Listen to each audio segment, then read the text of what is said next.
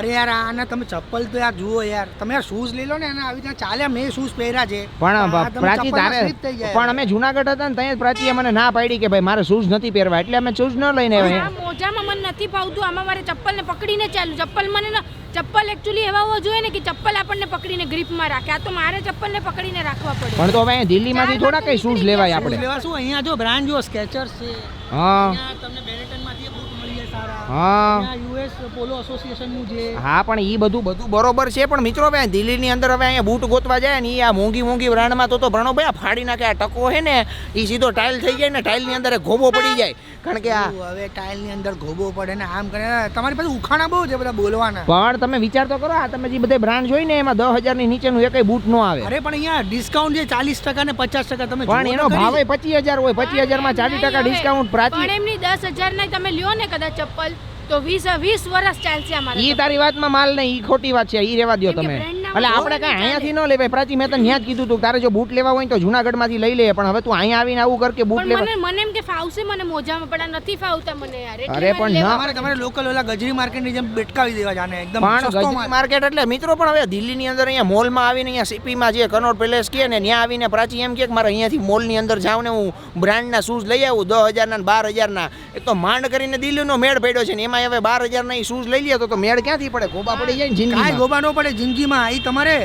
Value વધી જાય તમારી એક તો નંબર 1 અને 10 વર્ષ ચાલે. પણ મને કહેતી જાય એવું છે વાપરો તો વધે એવું છે આમાં તો તમે ઈ વાતમાં માલ છે વાપરો તો વધે એમાં કઈ વાંધો નહીં પણ હવે દિલ્હીમાં હવે આ 2-3 દી છીએ આપણે ત્યાં લગી તું સહન કરી લે હવે પછી ઘરે જઈને તમ તારે સહન જ કરવાનું છે આખી જિંદગી આ તો કઈ કરશે નહીં. પણ એમાં ક્યાં વાત આવી સહન કરવાની હવે જો આમાં મિત્રો હવે ખર્ચો ખોટો કરાય આમાં બિનજરૂરી ખર્ચો છે મોલ દેખાય એટલે સીધા બૂટ લેવા એવું ફરજિયાત છે. અરે એમાં એનો સવાલ નથી આમાં બંને વસ્તુ ભેગી થઈ ગઈ એક તો જો આને ફાવતું નથી તો મેં એને જુનાગઢ જ કીધું તું બીજું ફાવતું નથી એક છે બીજું છે અહીંયા આપણે કોનોટ પ્લેસમાં આવ્યા છે ને અત્યારે ક્રિસમસનું સેલ ચાલે છે એને કારણે સસ્તું મળી જાય સારામાં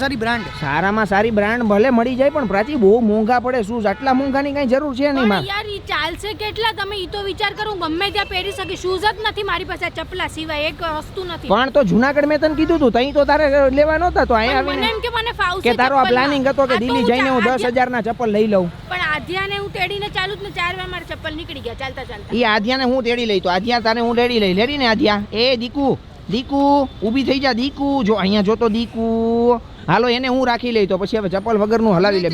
તમે પ્રાચીને બી તેડી લ્યો તો એને તેડી લઉં તમને તેડી લઉં બધાને મારા ખંભે બેહાડી દઉં તો મિત્રો કારણ કે હવે પ્રણવભાઈ ને પ્રાચી ને બે ભાઈ બહેન થઈને છે ને હવે અહીંયા દિલ્હીમાં આવીને જો 10,000 12,000 ના એમ કે બૂટ લેવા હે તો આમાં લાઈન કઈ લેવી આમાં તમે કયો ઈ લાઈન હું લઉં અત્યારે શું લાઈન કઈ લેવી હવે યાર તમે યાર એક જ લાઈન લેવાની છે જઈને લેવાનું છે વાત પતી ના ભાઈ ના હવે આમ તમે જોઈ લો મિત્રો અત્યારે દિલ્હીનો જે આ સીપી છે ને એ એકદમ બહુ મોટું છે તમે કદાચ જોયું હોય કે ન જોયું પણ તમે સર્ચ કરશો ને એટલે ખબર પડશે કે દુનિયાનો સૌથી મોટામાં મોટો અને મોંઘામાં મોંઘો મોલ કહી શકો એકારે આમ લાઈનની અંદર છે અને ત્યાં અલગ અલગ પ્રકારની બધી જ બ્રાન્ડ હવે અવેલેબલ છે પણ આમાં બધે જવું હોય ને તો પૈસા મિનિમમ છે ને તમારે ખીચામાં 50,000 જોઈએ 50,000 ની નીચે અહીંયા આવો ને તો મારી જેમ બહાર ઊભું રહેવાનો વારો આવે પણ પ્રણવભાઈ ભેગા હોય ને એ સીધા અંદર ઢહેડીને લઈ જાય અને સીધું અહીં ઉપર છે ને ટ્રીમર મરવી દે